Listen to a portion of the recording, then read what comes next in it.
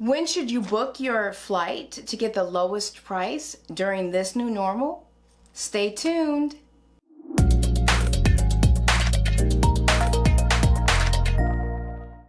Welcome back to So You Want to Travel, where I give you tips and tricks that I've learned along the way of being a travel agent for almost 22 years.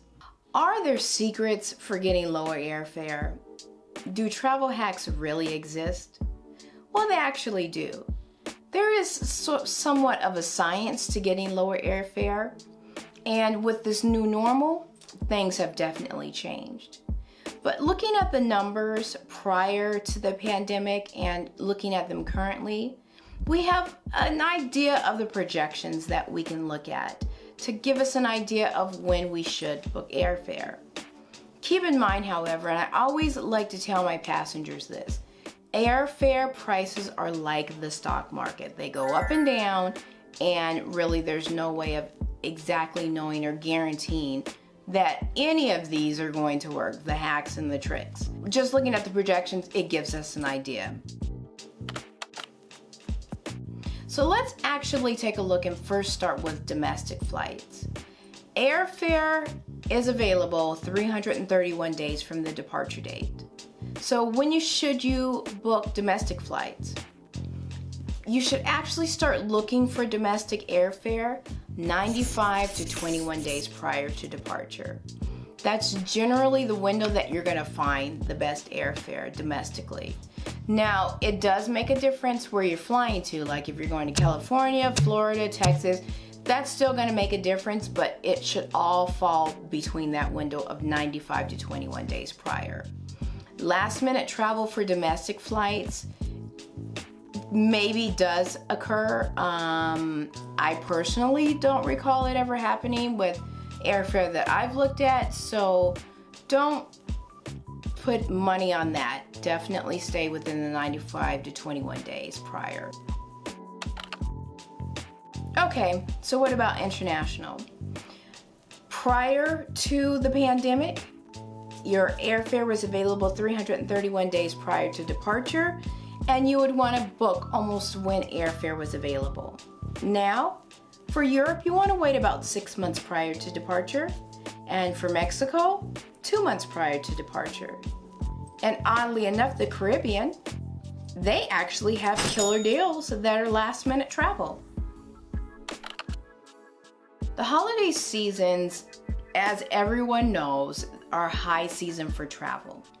So looking at the month of November around Thanksgiving, you definitely want to make sure that your flight is going out either on a Tuesday or a Wednesday, and that the return is on a Tuesday. If your return is on a Sunday, that will be the most expensive time to fly. When should you book November or Thanksgiving travel? That's actually in the month of August. So of course, that is already passed for 2021. But looking at 2022, you definitely want to take a look at the month of August to book your flight for Thanksgiving. Now, December and January, a whole nother story.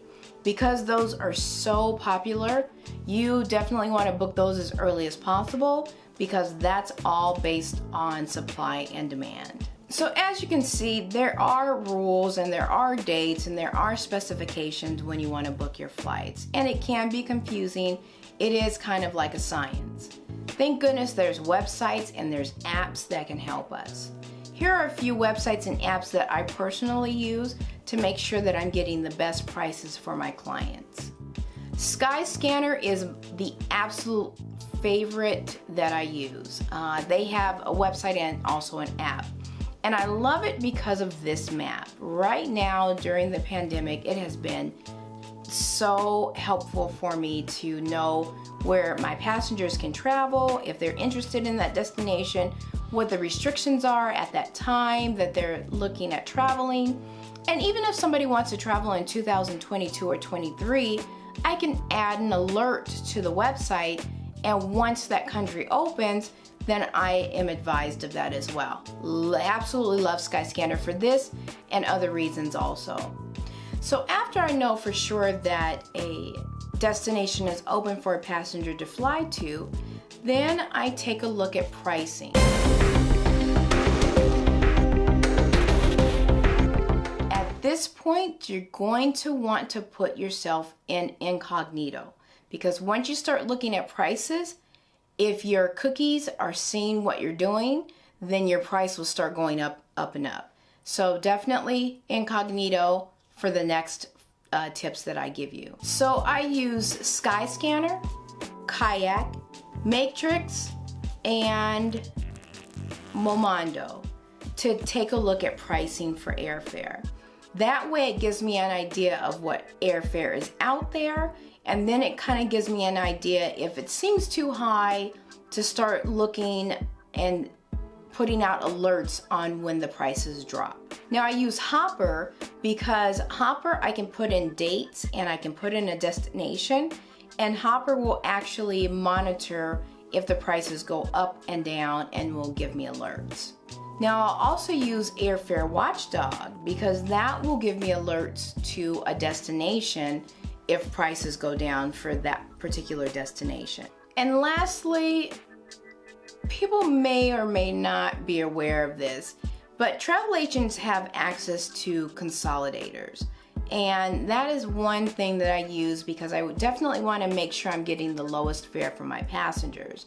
And not saying it happens all the time, but sometimes a consolidator that I work with can get a better price than what's online.